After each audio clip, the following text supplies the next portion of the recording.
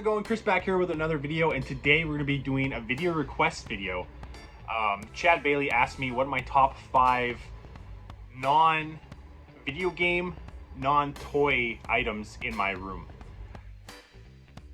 Yeah, that's crazy, right? A huge task for me. So they could be related to those things, but they can't be specifically a video game or a toy.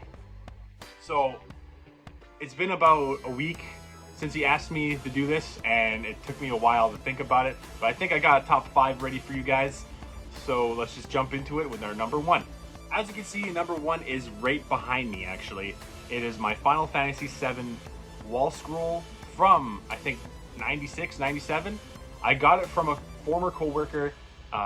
Him and I worked together for a very, very long time. We talk about video games, and we talk about all this kind of stuff, and he asked me if I ever played Final Fantasy VII, and I was like, no, this is back in the day. And he's like, ah, geez, that sucks. I was trying to find a place for this. Do you want it? And he gave me 2 of them. One was with Cloud on a motorcycle, but this one I like a lot more. But he just gave them to me with a copy of Final Fantasy VII, and it took me years just to finally play it, and I absolutely loved it. That guy right there, that poster, wall scroll, whatever you have you, is an original, because I've seen them around all over, like on Amazon. You can buy them on eBay, and they look a little different, but the same design. Yeah, it's pretty cool. I really, really love it. It ties the room together. I've had it for years. You can look back all of my old videos and you can see it there. And yeah, it's one of my favorite things in my room. Next up, we've got this guy right here, my TMNT Ninja Turtles. It says, "Say no to drugs, say yes to pizza" poster. I've had for like 8 years. I've had it for so long. And like, again, if you look at all my old thumbnails, you can usually see it in the background like 7 years ago. And I absolutely loved it. I love it. I grabbed it in a local store. They're selling posters and stuff, and there's like thousands of these things. Okay, I'll say hundreds of these, because nobody will buy that in this town. Like, sure, Ninja Turtles for sure, but there's a lot of drugs in this town. And me being straight edge, I thought for sure this is just tie the room together. And I'm gonna be very sad when it goes away. It is starting to rip a little bit on the sides through all the moves and stuff, but maybe one day I'll find a newer one, or I could put it behind a frame of some sort, but I absolutely love it. And next up is something that you guys probably never seen, and if you did see, it was kind of hidden. It's actually right back there. You guys can't see it right now, but I'll show you in a little bit. It is a replica sword from Devil May Cry 4, the Red Queen. So pretty much it's Nero's sword.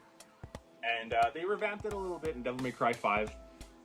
But I always thought like I was gonna get Rebellion from Devil May Cry, and I was like, I'm gonna get that, or I'm gonna get a replica Gunblade from Final Fantasy VIII, or this. And for my first con, I went with my wife. I seen it and I had to buy it. It was a son of a gun bringing it all the way from Saskatoon all the way home, like 500 kilometers.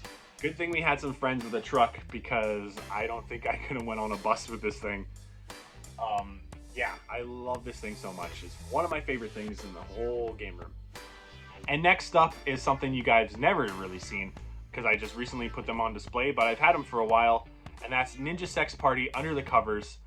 It's their cover album. I have 3 of them. I think that's all 3 of them. But it's one of those things that, I don't know, I love so much. Daniel Avedon, his voice is just so soothing to me. So this is usually on in my car. I listen to it on the way to work, way back. For some reason, I just love him and Brian. They're fun, they're funny, they're just all together, all kinds of fun.